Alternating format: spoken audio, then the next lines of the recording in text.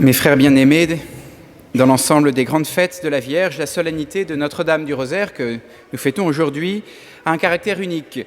Unique parce que ce n'est pas un événement de la Vierge Marie que nous fêtons aujourd'hui, ni sa conception immaculée, ni sa nativité, l'annonce à l'ange, par l'ange à Marie, qu'elle serait la mère du Sauveur, ni sa mort, ni les douleurs qu'elle a pu vivre. Rien de tout cela. Aujourd'hui, nous fêtons tout simplement une prière, un mode de prière, une forme de prière. Et ça, c'est un fait unique dans toute la liturgie.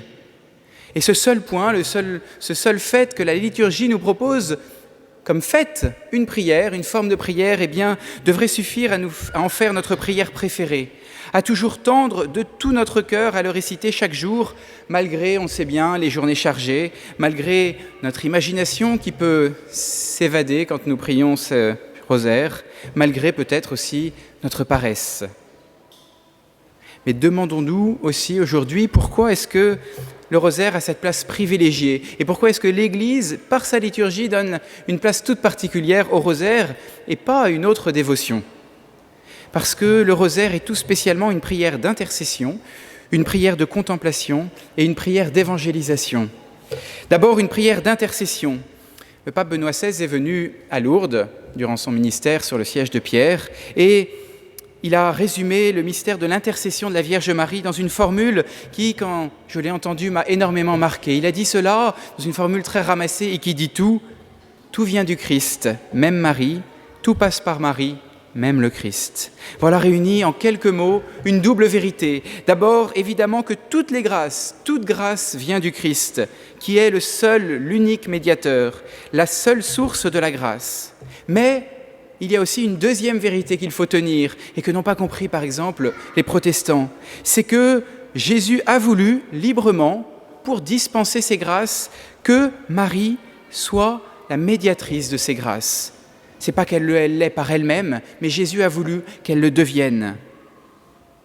Nier que Marie soit la médiatrice de ces grâces du Christ, eh bien c'est nier le plan d'amour de Jésus, c'est nier la volonté de Jésus de passer par sa mère, qui lui a été tant fidèle pour nous donner ses grâces. Voyez, la Vierge Marie en elle-même, d'elle-même et toute seule, n'est qu'un récipient vide. Mais Jésus, gratuitement, par amour, a voulu en faire un récipient plein, une source de grâce. Et une source toute puissante. Jean-Paul II dit dans sa lettre sur le rosaire que Marie est toute puissante par grâce. Oui, Dieu seul est tout puissant, mais Marie est devenue elle aussi toute puissante par grâce.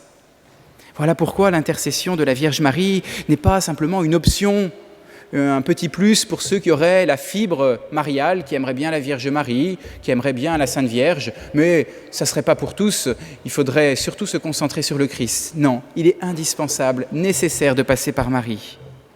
Comment pourrait-on laisser grandir le Christ en nous, et c'est ça le but de la sainteté, laisser grandir le Christ en nous, qui est venu par le baptême.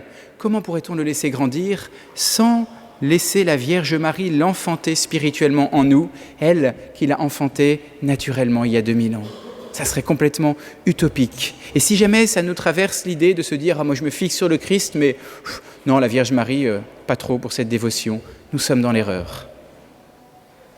Mes frères bien-aimés, prier la Vierge pour recevoir de ses mains les grâces qui viennent du Christ, c'est avouer humblement que notre prière a besoin d'être éduquée, purifiée, portée par quelqu'un qui a été experte en ce domaine et par quelqu'un qui a la fibre maternelle pour cela. Parce que la Vierge Maria, selon les beaux mots de Jean-Paul II dans son encyclique sur la miséricorde, la Vierge a ce tact particulier, cette capacité particulière de rejoindre tous ceux qui acceptent plus facilement l'amour miséricordieux de la part d'une mère. Le rosaire est une prière d'intercession, mais c'est aussi une prière contemplative qui nous fait regarder Jésus avec Marie. Marie, dans sa vie, a contemplé les mystères de la vie du Christ, en les méditant dans son cœur, nous dit l'Évangile. La première de toutes, elle a médité les mystères joyeux, les mystères lumineux, les mystères douloureux et les mystères glorieux, puisque elle était présente à ces événements, quasiment tous ces événements. Et c'est parce que, vous voyez, le rosaire n'est pas simplement une prière de demande, mais aussi une prière de contemplation que la Vierge Marie, avec Sainte Bernadette à Lourdes, a pu prier le chapelet. C'est étonnant, Marie qui prie le chapelet. Elle avait son chapelet, certes, elle ne disait pas les « Je vous salue Marie », mais elle disait le « Notre Père » et le « Gloire au Père ». Et pendant ce temps-là, elle contemplait son Fils. Voyez, le chapelet est une prière de contemplation de Jésus. Prier le rosaire, c'est donc demander à Marie, en quelque sorte, de nous prêter ses yeux, de nous prêter son regard, de nous aider à méditer, comme elle, la vie de Jésus, pour que cette vie du Christ nous transforme. Sans cette contemplation, rappelle Jean-Paul II dans sa lettre sur le rosaire est un corps sans âme, et sa récitation court le danger de devenir une répétition mécanique de formules et d'agir à l'encontre de l'avertissement de Jésus. Quand vous priez, ne rabâchez pas comme les païens, ils s'imaginent qu'en parlant beaucoup, ils se feront mieux écouter. En insistant sur la dimension contemplative du rosaire, davantage que sur son rôle d'intercession, et je sais qu'on a reproché cela à Jean-Paul II, on a dit « mais regardez, Jean-Paul II oublie et il dit qu'on ne prie pas la Vierge Marie, mais on prie Jésus avec Marie ». C'est vrai que dans son encyclique, il insiste beaucoup sur la prière avec Marie, la prière à Jésus, la contemplation de Jésus avec Marie. Mais Jean-Paul II n'a jamais voulu opposer les deux et gommer la place de médiatrice de la Vierge. Il a simplement voulu rappeler que, comme toute prière, le risque est grand d'en faire une prière mécanique si elle n'est pas contemplative. Et le pape n'est pas là à nous dire « Attention, si votre chapelet n'est pas contemplatif, alors arrêtez tout de suite. Si vous pensez à autre chose quand vous priez votre chapelet, arrêtez, c'est que mécanique, c'est mauvais. » Non, le pape est un père et il nous dit, il ne nous condamne pas, mais il encourage. Et il nous dit « Commencez toujours une dizaine de chapelets par quelques instants de silence, même quelques secondes, par nommer le mystère, regarder et demander à Marie de mieux nous aider à contempler. » Essayez en ce mois du rosaire de commencer chaque dizaine par un court instant de silence et vous verrez qu'imiter Jésus deviendra alors plus facile à l'école de Marie. Vous verrez comme la Vierge est une bonne éducatrice en ce domaine.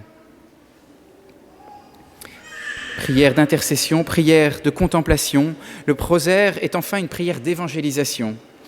Quand j'étais séminariste, avant que la communauté existe, j'ai eu l'occasion d'aller au Bénin, dans un diocèse qui avait été évangélisé depuis une petite 50aine d'années, une terre de nouvelle évangélisation, et qui comptait encore beaucoup de villages qui n'avaient jamais entendu parler du Christ.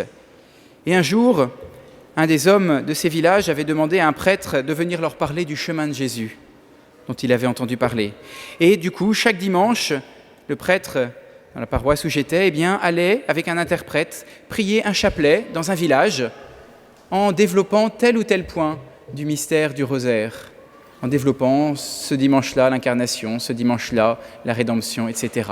À partir du chapelet, de cette prière toute simple, auquel pouvaient s'associer tous les gens et de tous âges, c'était absolument extraordinaire, qui venaient là sans rien connaître encore de la vie du Christ, mais à qui on prêtait un chapelet, qui commençait à égrener ces dizaines, l'évangélisation était là et ils apprenaient à connaître Jésus grâce au chapelet.